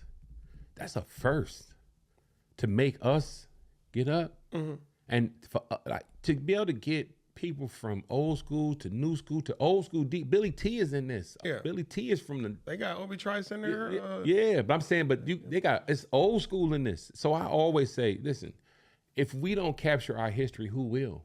Facts. You feel me? And that's our history. That's y'all history. I guarantee you, if I ask y'all a question, if you could meet somebody in Detroit right now, you could meet somebody in Detroit, who would it be? Famous. Yeah. And it doesn't have to be a rapper. It could be an actor. It could be anybody that's from Detroit or in Detroit. I always wanted to meet Berry Gordy. Bingo. I always wanted to be. That's. And he's still alive. How about you? Probably Eminem. I got questions. You got questions? He ain't gonna answer them though. But that's I awesome. made him know. Oh. No. But yeah, Berry Gordy for me. Yeah, that's awesome. Yeah. But a lot of people don't even understand that in their time here in Detroit, Barry Gordy, he used to be around. You get what I'm saying? He had a house in the city. He used to be around. Yes. You could see him at the gas station. He drove his own car, and then sometimes he had a driver, but he was a regular dude for a long time. Marvin Gaye, these people were regular. That's why some of them fell to the regular, because they was, getting addicted and having problems. Right. But they were regular. You know what I'm saying? And so, but imagine if you had the Motown Review, the Motown Review poster autographed by the originals, by the Martha and the Vandellas, the Temptations, the original Temps. It's people with that. Right. Another big collector of African American stuff is Chris Webber. Super big collector and real serious documents. I never would have guessed. Real serious artifacts. You know what I'm saying? But we don't think that. We just want more sneakers and more watches and more Programmed. That's why, have you ever noticed when the TV interrupts and it goes back, what does it say? Back to regular schedule. Now back to our regular scheduled programming. Like you said, television programming. Come on. You ever met Kyrie Irving? Nope. He one of my favorites though. And the only reason why I haven't because I don't really I'm not a fan to force it. So I'm not going down to I hate big events. I don't go to concerts because I don't like people around me. I'm really an introvert. Mm-hmm. And a lot of people, if you see my videos, you see me screaming and doing all that. But really, if you call me at the house, I'm at the house by myself, sitting in my back room office, watching YouTube. I got 2 computers in front of me. Now I got 2 27-inch MacBooks. Man, why you sound like me right now? That's But but I'm cool. Sometimes and my wife would tell you, it's just a character for me. Right. I turn it on. I'm at a point where, and I'm not even this level of DJ. I got an assistant that set my equipment up, set it up, tear it down, put it in the back of the truck, take it to my crib, put it up to the next time. Call me, what we got to do? Like tomorrow, we got an event to do.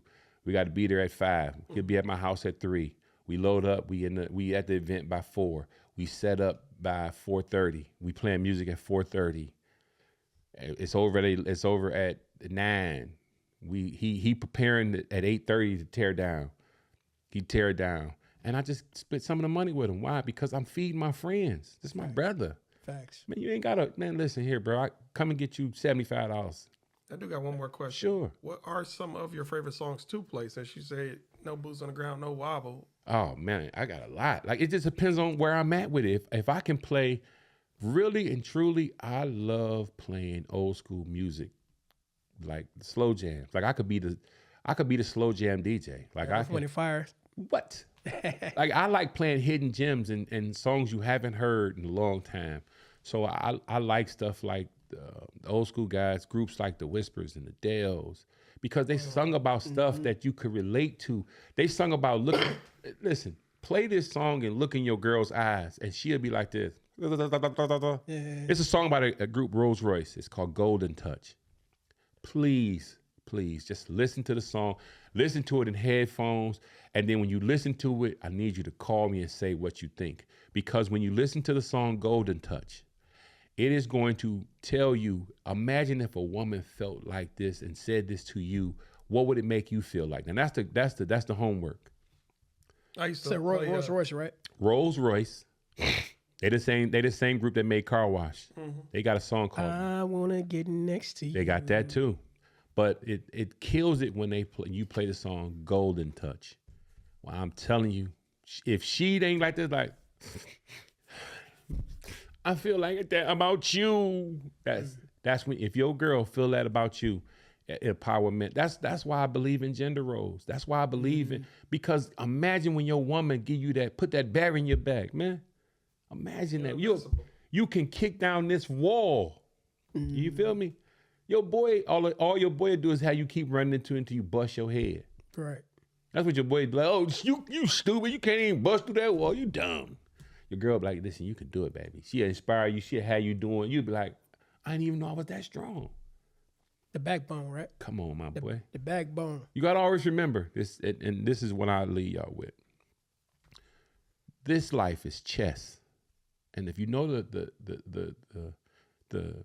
The reason we play chess is to do one thing, and that's to protect the king. Every piece on the board is to protect the king. The strongest piece on the board is the queen. Queen. Why is the strongest piece on the board the queen? Because she has insight. She has that women's intuition that we don't have. We don't have we don't have intuition. We have the go-to. We have the do. They have the inspiration that inspires you. Can you imagine if you was, and she said, you hitting this, you killing me, boy. What you gonna do? You be so motivated, so rock hard, but she can inspire you. You'll love this. You ain't. You know what they call that in the scriptures? Speaking life and death. Come on, my Speaking boy. life and death. That's why I'm big into manifestation. Come on. Because you can speak life and death unto yourself. Come on. That's why I like y'all, man. That's why I love I came on this. Because I ain't got two dummies sitting next to me telling me, so when you got paid, how many did you how many hoes did you buy? Oh, I want to know that too, though. oh man. Hey, here's a quick funny story. I got to go to Japan with DMC. He was doing the MTV Awards Japan, and it was my first time ever going. And so at the time, D was drinking. D is a vodka and cranberry dude, right? Here is the crazy part. D drunk. And we at a club and we partying at the club. And it's like, okay. So they get D the mic and get up on the stage. So me and I got to watch him because Eric didn't go. And it's only us three in Japan. And so Eric's, after we leave the club, Eric go back to the hotel. D don't want to go back to the hotel. So he meets the girl from MTV and we hanging out with her. And D is sitting on her scooter. This nigga D, she like, okay, D, get off, you're gonna tear it up. I said, D, get off her scooter, man. Get off her scooter if you're gonna tear it up. D throttled it, tore it up. The girl started crying. So Eric blamed me. Rob, you supposed to watch them. I said, how can I watch? He a grown man. Nigga, he really our boss. What are you talking about? Come on, man. Listen. And so the next morning, D bought her a brand new one. It was crazy though. That's a good man. I mean, he had no choice. They ain't had no choice. He did wrong. Oh, yeah. Yeah, he was going crazy. The lady was going crazy. You thought my scooter out. So, but he a good guy. So yeah. Salute. Yes. So we this part of the show we are ready to pull these questions. Oh yeah. All right. Uh-oh. So this is the part of the show. I think we talked about this before. This is the fishbowl full of questions. Uh-oh. They get kind of wild. If you don't like it, you can always put it back and pick another one. But you know what? If you like it, we can roll with it. Come on with it. All right. So right now we're gonna play our favorite theme music. Let's hit it. Nigga. I got to pull a question? We all do. And we all gotta answer the same question that we pulled all the way down the road. Hey, have you ever heard the song Jackson 5, Maybe Tomorrow? Maybe tomorrow. My favorite joint. Because once you said that Rolls Royce, that made me think of that's a good song for a moment to Maybe capture tomorrow. a good moment with a Yeah. I'm not gonna lie. It's a Jackson 5 song from back in the day. I think it's their first single. It's called Big Boy. Okay. Yeah, that's one of my favorite Jackson 5 songs. Okay. So here's a good fun fact about Jackson 5. They did a song called All I Do Is Think of You that was redone by Troop. And no one know that the Jacksons did it first. You know, I thought Lauryn Hill was the first person to do that one song. Found out I think it was a woman. Killing Me Softly. That's Yeah. Roberta Flack. Yeah, Roberta And Flack. I didn't know that for I many know, years. So I know. Hey, You want me to it's read mine first? Go for it. Mine's is, do you believe in equality?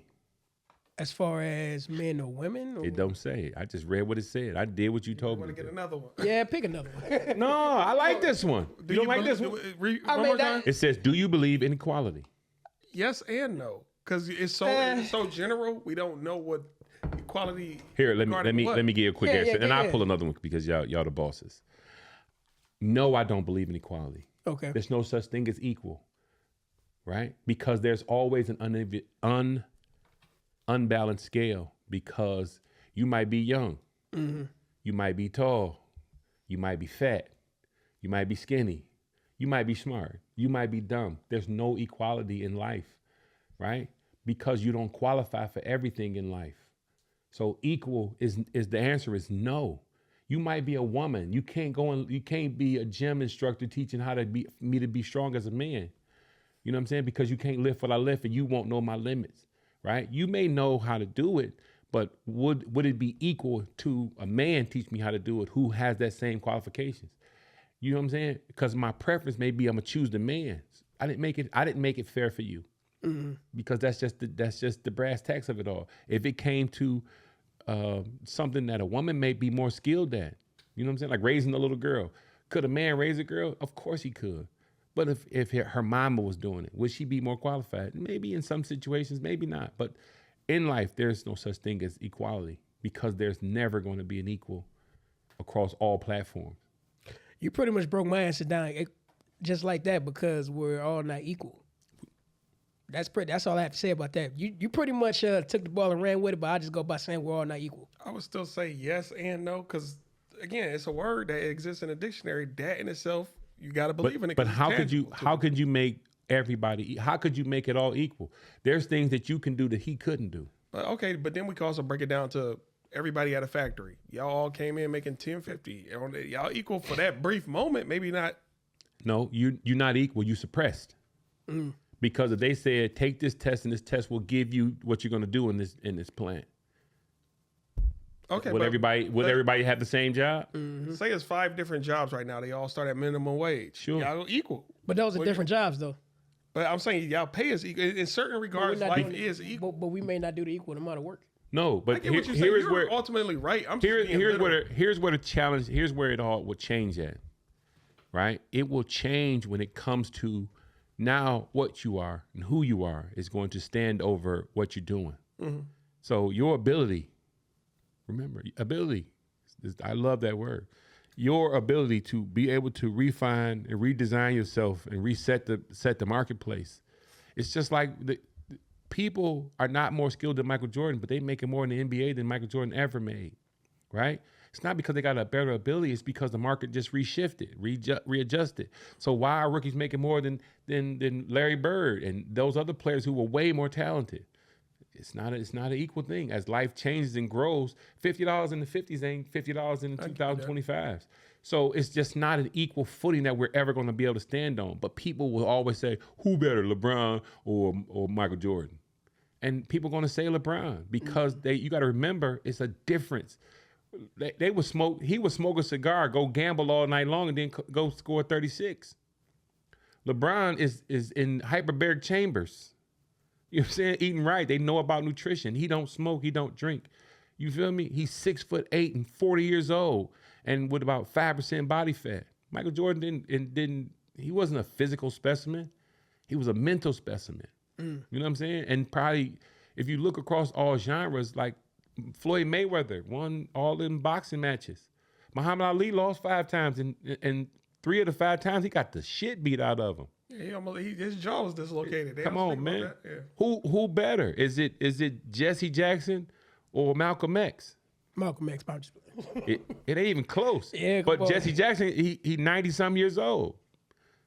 Oh, you get what I'm saying? Like you go at a larger sample size of what Jesse Jackson could do and what he did, opposed to the impact of what Malcolm X did. Come on, man. I don't know why when you said ain't no equals. When you said Jesse Jackson, I was thinking of the guy who won all them gold medals in the Olympics over in Germany. No, that was Jesse Owens. Jesse Owens. Once you said Jesse Jackson, I was like, why would you compare this guy with this guy? Yeah. No, Jesse Owens. Yeah.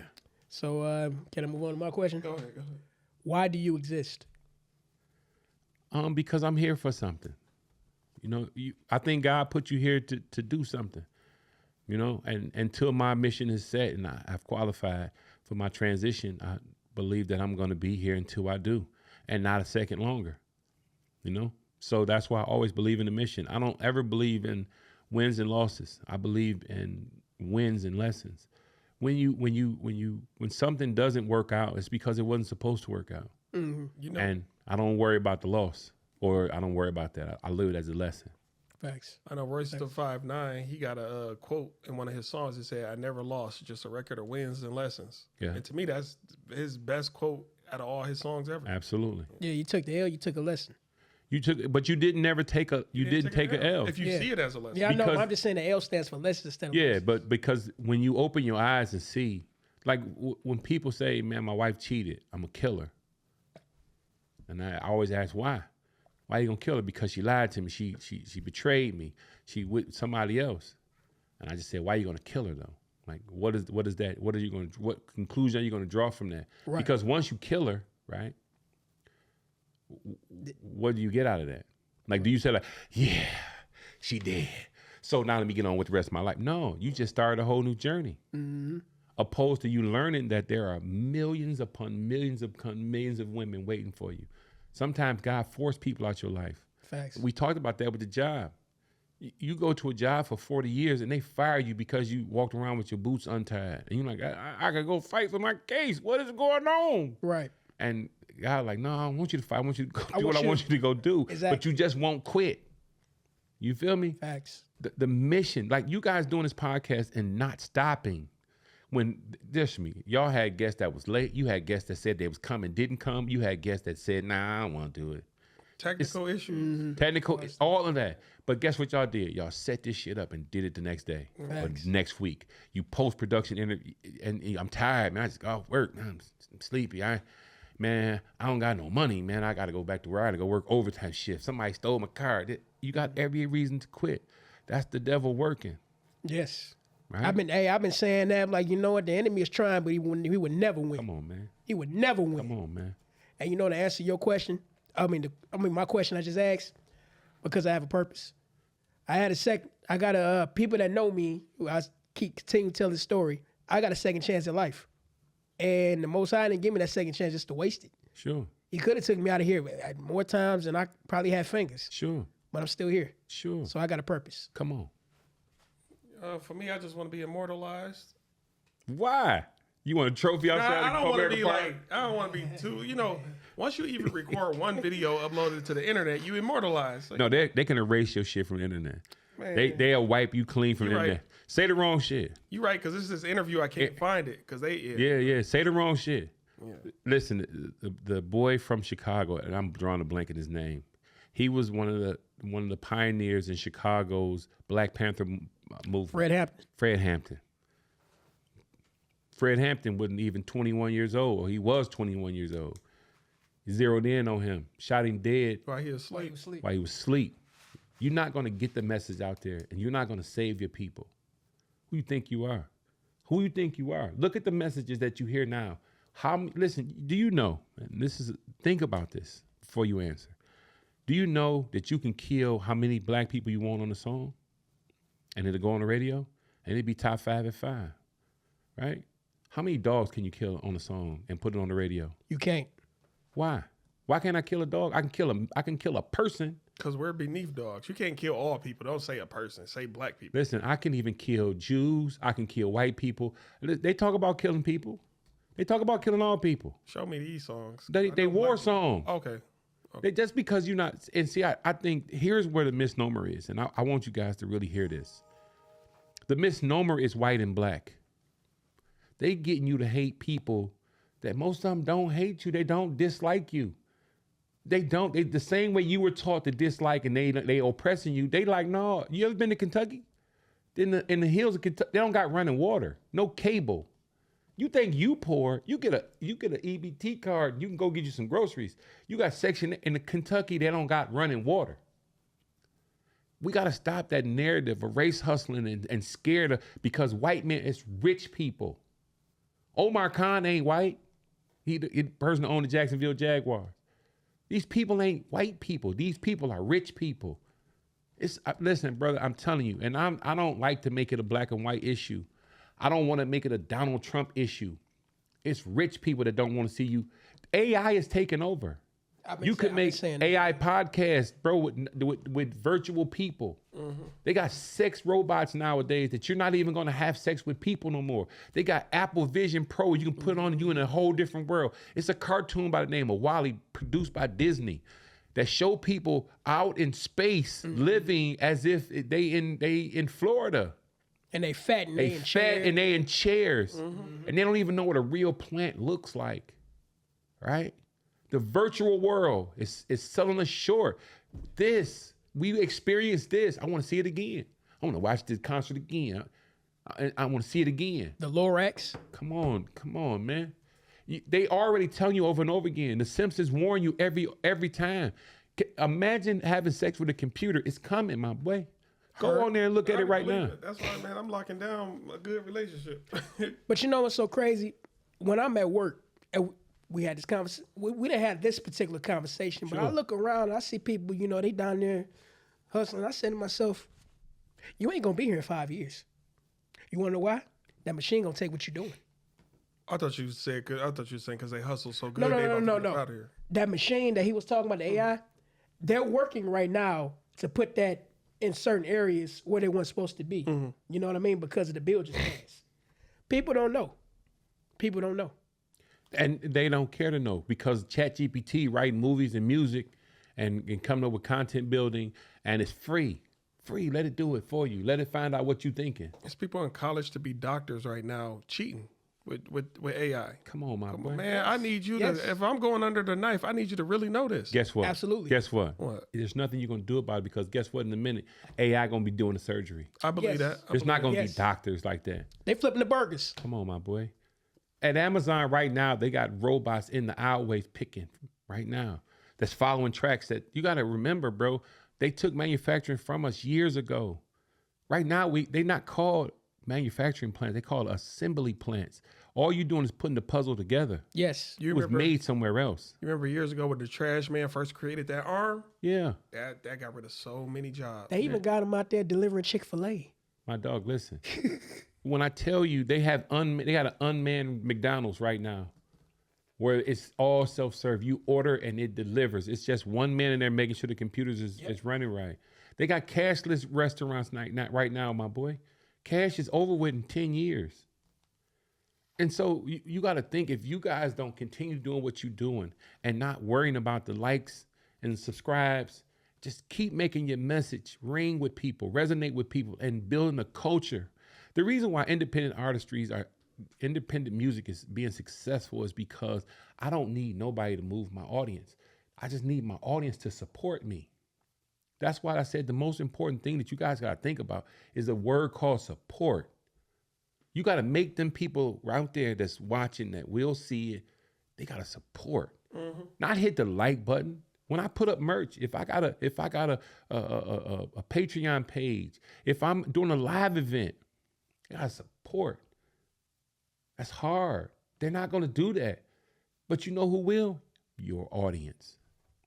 Not the people who watch you, not the people who subscribe to you, the people who care about you. And your audience is gonna resonate. The reason why underground groups are richer than some of these mainline groups is because I take all the chance. I take all the risk. And you got your own majority of it. I do it. I'm not scared to do it. That's why I said, Brody, where y'all come from, keep going and don't worry about the comments are not even important. Negative, positive, it's not important because you're not as good as they tell you are and you're not as bad as they tell you are. Remember, always grade yourself. Don't worry about how somebody else grades you because I say right now, I know I'm not the best DJ. But I guarantee you last month I made $8,000. That's all I care about. And this ain't no money grab because I don't make $8,000 every month. But come on, my boy.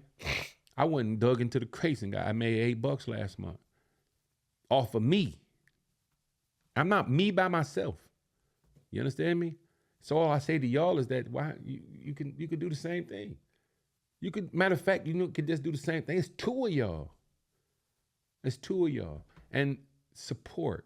Like that got to be your number one. Y'all should just do a podcast, you and him, and just look up those things called support. And then do the research and find out why people don't support you. And to do those questions, to pose those questions on your socials.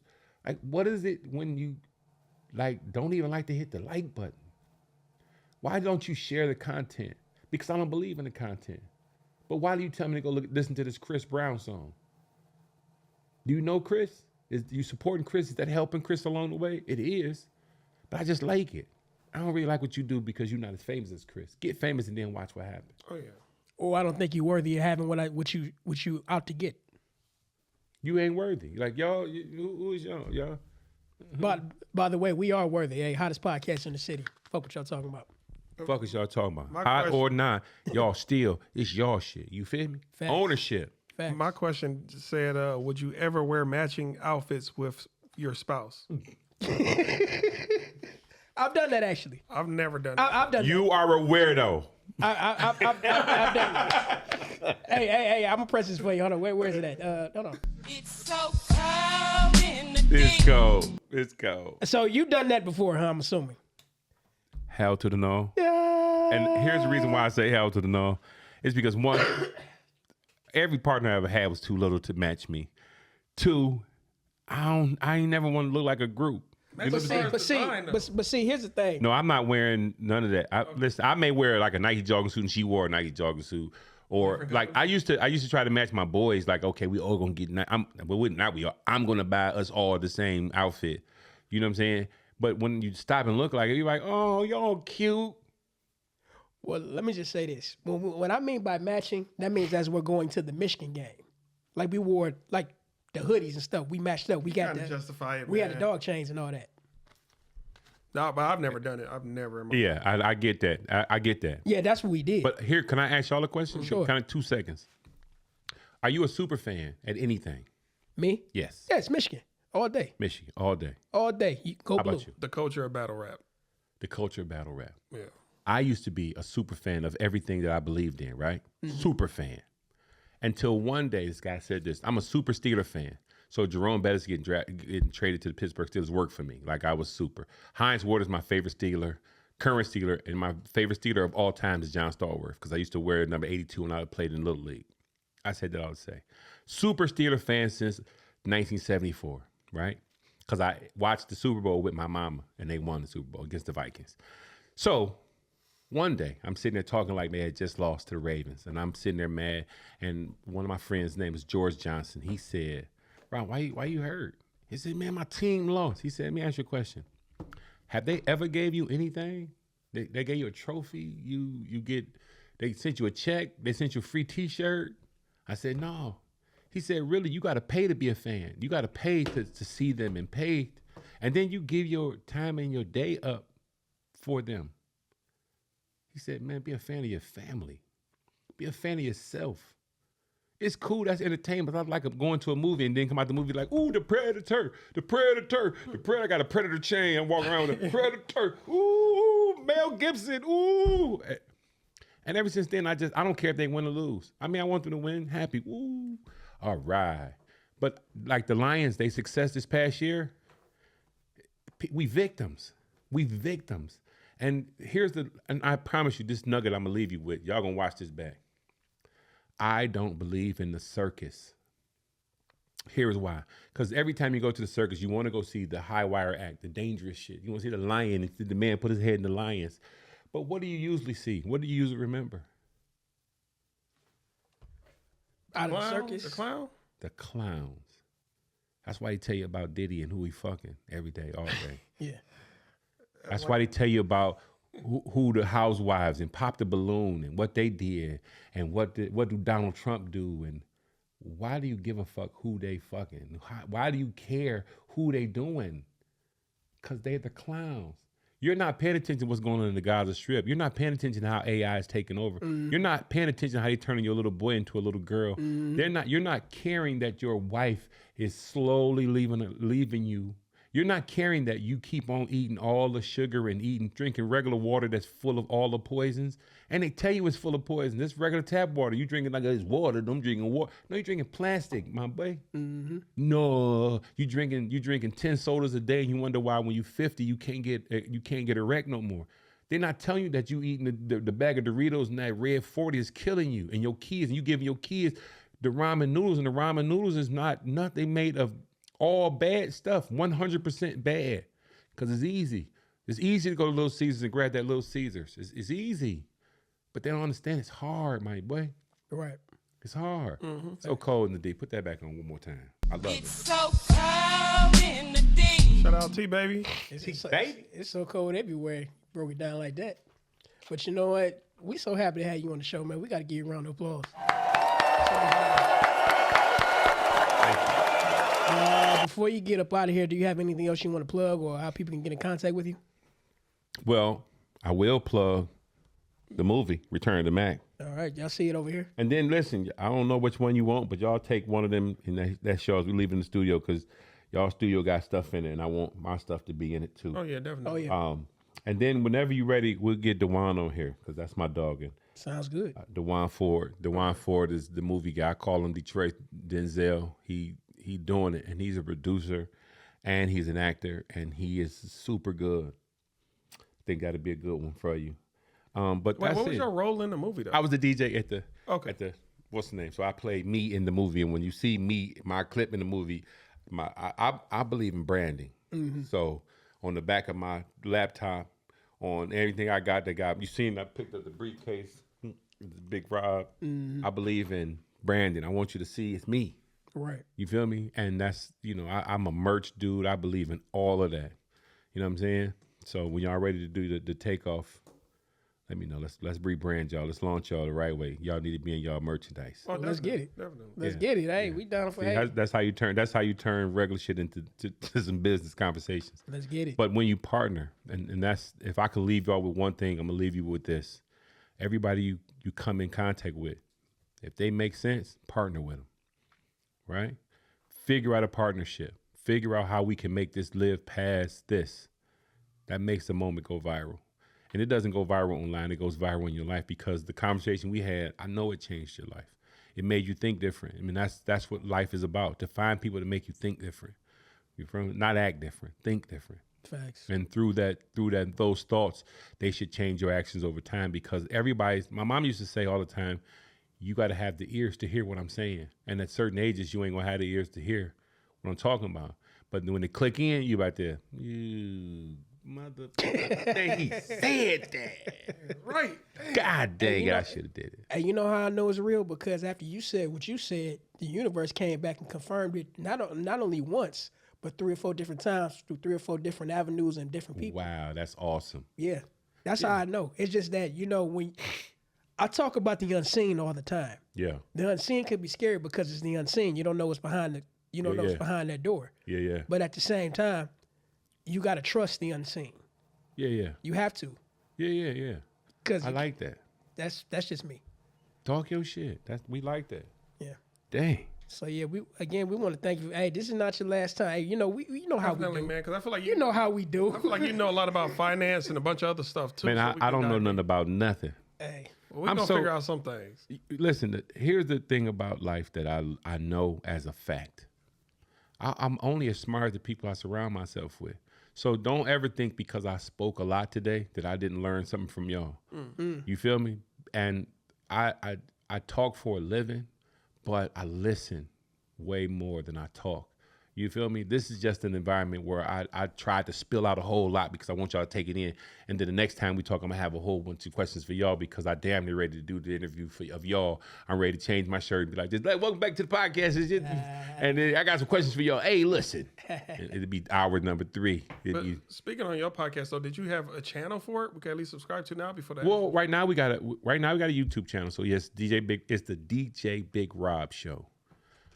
And so we do food reviews. We got a bunch of restaurant reviews on there. We do the food reviews. so to say it again, it's the DJ. DJ Big Rob Show on YouTube. All right, y'all heard it, man. We own everything, so you'll see Rob Marks. We own everything: Facebook, YouTube, Instagram. I even got the TikTok stuff. And trust me, I have way more footage than I have time to post it. And people always say, "Why don't you post that? Why didn't you post that? Like, why didn't you post that? Why didn't you post that?" And I don't know. I'm talking about some of the footage I sent him was just something I found. Like, okay, I'm sending it. But I'm talking about, I got stuff all the way back I got hard drives full of photos and videos that I took along the way. And the reason why I was saying what I was saying about the concert is because nowadays you go to a concert, you see more phones up than you see people paying attention to what's going on. And those people are distracted so much by our phones that you don't even see the people around you. And those people may be in the audience looking at you. What could they be looking at you for? Facts. Because you might be more valuable after the concert because you here by yourself. And I seen you here by yourself. Facts. I seen you here by yourself and you left by yourself. Or you with your little kids, you with your daughter at the Taylor Swift concert. I'm going to follow you to your car. Mm-hmm. You never know. That's why all eyes up, phones down. Because nothing your phone can capture that your eyes can't. You know? Recalling the moment is great, but recanting and recalling is a big difference. And when you can recant what you seen, is because you paid attention. Recalling is, I don't know, let me read what I said. But if I asked you about the poignant moment when you got, what's the best girl, the prettiest girl you ever had, or what was we called the food, what best meal you ever had, you didn't have to put your phone on? Oh, shit, right there, Connie and Barbara's, and I had this, and it's super easy. You didn't need nothing to do that. And that's the point I get to. I noticed you guys writing a lot of stuff down. It's amazing. It's amazing when you can refer back to your book because you took the notes, right? But if you're really paying attention, you don't forget it. When you really hear something. And so that's why the Leave the World Empty, it resonated with you because you heard it. Yeah. I knew that's exactly what you was about to say too when you went for it. But a lot of people don't hear that. A lot of people like, dang, he said that. Hey, I wouldn't. Because it was a powerful statement. He said, "Leave the world." He said, "Die empty," and I was like, "What the?" But when he clarified it, I was like, "Oh, immediately I got it." Die empty. So I got to hear him say that live, and so I was like, "What the fuck did he just?" Yeah, because I was just scrolling, and then it said it on TikTok or whatever. And I was like, yeah, but I was able to, and I know I'm going long-winded, but these stories just be popping up in my head. When we were at the beat, I got to be around him, DJ Premier. You see all the DJs signed in the book. Him, DJ Premier, Grandmaster Flash, and Jazzy Jeff did the tribute to Jam Master Jay 2003 BET Awards. I remember that. Kodak Center, LA. So I'm there. And so we in our little dressing room, and really it was a dressing room split in half because Little Kim was on the other side. So they clowning Little Kim. And I ain't gonna say what they were saying because I don't want to ever get out and they be mad at me, somebody. But anyway, Lil' Kim is in the booth next to us and she getting her makeup team to get her together. And we on this side and it ain't no getting us together because, well, not us. I'm saying us as if I was gonna go on stage. I was not nowhere near the stage. But they go out and do their set. We come back, we all sitting in the room and I'm talking to Jazzy Jeff, but Kid Capri there, DJ Premier there. Like Grandmaster Flash is there, my guy. Like these guys got stories upon stories upon stories. Like they're around town. Just Kid Capri can just tell you stories about just the Def Jam comedy. Just stories upon stories upon stories. Just that. Grandmaster Flash can take you back to the park jams when these guys was elementary school kids trying to watch him. Just stories upon stories upon stories. But to hear Jazzy come with the one story, it's like, man, it's legend. They won. Won. So you ever met DJ Pooh? No. Okay. No. But I did. If you looked at the book, Snoop, Daz Dillinger, Nate Dogg signed the book because they was all at the Kodak Center that day. Listen, here's the crazy. Before we went to the stage, and if y'all watch it, the BET Awards 2003, I think it was. We were on our way to the stage, but coming off the stage was James Brown and Michael Jackson. Michael Jackson gave James Brown a Lifetime Achievement Award. Yeah.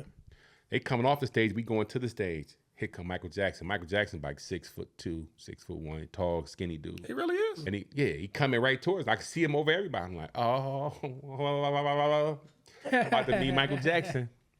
And right before he got maybe about from me to you, probably a little bit further, maybe to that wall, somebody grabbed him and started talking to him. Damn. James Brown kept coming. But I was like, man, James Brown, though. I get to meet James Brown. I'm about to meet James Brown. And before I could speak, they kind of like was pushing past us. And Jazzy Jeff said, I mean, not Jazzy Jeff, Grandmaster Flash said, don't worry, I got you. You want to meet him? I got you. Don't worry about it. Because he was a part of the team who made Living in America. Living in America. Well, he said, I know James. Don't even worry. So they went and did their set, and we walked off and went right in there, and that's when he signed for me. Got to meet him. He was about this big. Yeah, I heard he was short. He's short guy. But super cool. Had no problem. Yeah. I said, wow. Man, hey, you know what? Yeah. We definitely gonna have you back and talk about more stuff, man. I would love to. Well, you already know. You know how we get down. You know how we get down. All you gotta do is call me. All you gotta do is tell me. I'll come back. I love it. A man of great wisdom. We gotta thank you again for being on the show, man. Thank you for having me. Real claps. Hey. And of course, you already know, I'm your boy Adrian AKAD. Check out my other channel on YouTube, Adrian AKAD. I'm Stubbs. Hopefully y'all enjoyed the show. AKA Mr. Wine with a line. Wine with a lime. I might drop it soon. No, it's coming soon. Yeah. Yeah, but we out of here. Peace. Peace. Peace.